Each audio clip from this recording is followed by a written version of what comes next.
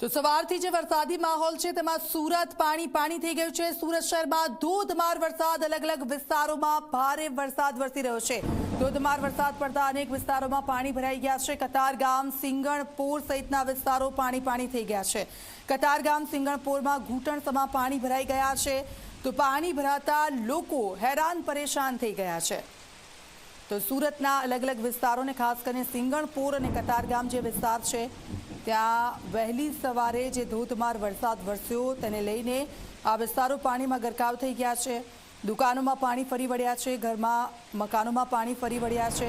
વહેલી સવારથી લોકો ઉઠીને માત્ર ને માત્ર ઘરમાંથી પાણી કાઢી રહ્યા છે। બાઇકો લોકોની બંધ પડી ગઈ છે।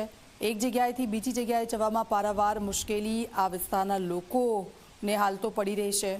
એક તરફ લોકોને મજા પણ આવી રહી છે કે સારો એવો વરસાદની કે શરૂઆત થઈ ચૂકી છે, પણ આવનારા 3 કલાક દક્ષિણ ગુજરાત અને સૌરાષ્ટ્ર માટે અતિ ભારે રહેશે, કારણ કે આગાહી હવામાન વિભાગ તરફથી કરવામાં આવી છે। સાયક્લોનિક સર્ક્યુલેશન સિસ્ટમ છે તેની અસર આ દરિયા કિનારાના જે વિસ્તારો છે અને ખાસ કરીને દક્ષિણ ગુજરાત અને સૌરાષ્ટ્ર ત્યાં વધુ થવાની છે। ત્યારે સવારથી જે પ્રકારના દ્રશ્યો જોવા મળી રહ્યા છે, પાણી સુરત થઈ ગયું છે અને લોકોની આ પરિસ્થિતિ વચ્ચે અમે ત્યાંના અલગ અલગ વિસ્તારો છે તેના કોર્પોરેટરોને પણ ફોન કર્યો। આ કતારગામના દ્રશ્યો અને હાથીવાડા મંદિર પાસેના આ દ્રશ્યો અમે બતાવી રહ્યા છે। અમારા સંવાદદાતા સતત ત્યાંથી અમને અપડેટ્સ પણ આપી રહ્યા છે કે શું પરિસ્થિતિ છે, કારણ કે લોકો ઘરમાં બંધ છે। અત્યારે ઘરના લોકો બહાર નથી જઈ શકતા, બહારના લોકો ઘરમાં આવી નથી શકતા, કારણ કે રસ્તો છે એ રસ્તો જ બંધ થઈ ગયો છે। ત્યાં પાણી ભરાઈ ગયા છે। કેટલાક લોકોએ પોતાના વાહનો બંધ પડ્યા તો ધક્કા મારીને વાહનો પોતાના ઘર સુધી લઈ જતા પણ નજરે પડ્યા, એટલે પારાવાર મુશ્કેલીનો સામનો લોકો કરી રહ્યા છે। બીજી તરફ પ્રી મોન્સૂન કામગીરી થઈ ગઈ છે એવી વાતો તંત્ર તરફથી કરવામાં આવી રહી છે, પણ પ્રી મોન્સૂન કામગીરી દર વર્ષની જેમ માત્ર ને માત્ર કાગળ પર થઈ હોય તે પ્રકારના દ્રશ્યો। સુરતમાં સતત વરસાદથી નીચાણવાળા વિસ્તારો પાણી થઈ ગયા છે। કતારગામના હાથીવાડા મંદિર પાસેના દ્રશ્યો, ત્યાં પાણી ભરાઈ ગયા છે।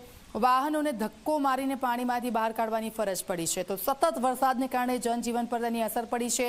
કામથી બહાર નીકળેલા લોકો ફસાઈ જાય તેવી સ્થિતિ છે ત્યાં।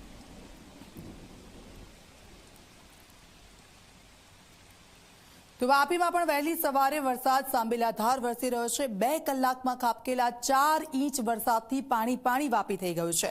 રેલવે ગરનાળામાં પાણી ભરાતા લોકોને હાલાકી થઈ રહી છે। રાહદારીઓ અને વાહન ચાલકોને મુશ્કેલીનો સામનો કરવો પડી રહ્યો છે। તો વાપી, વલસાડમાં ભારે વરસાદની આગાહી હવામાન વિભાગ તરફથી કરવામાં આવી છે।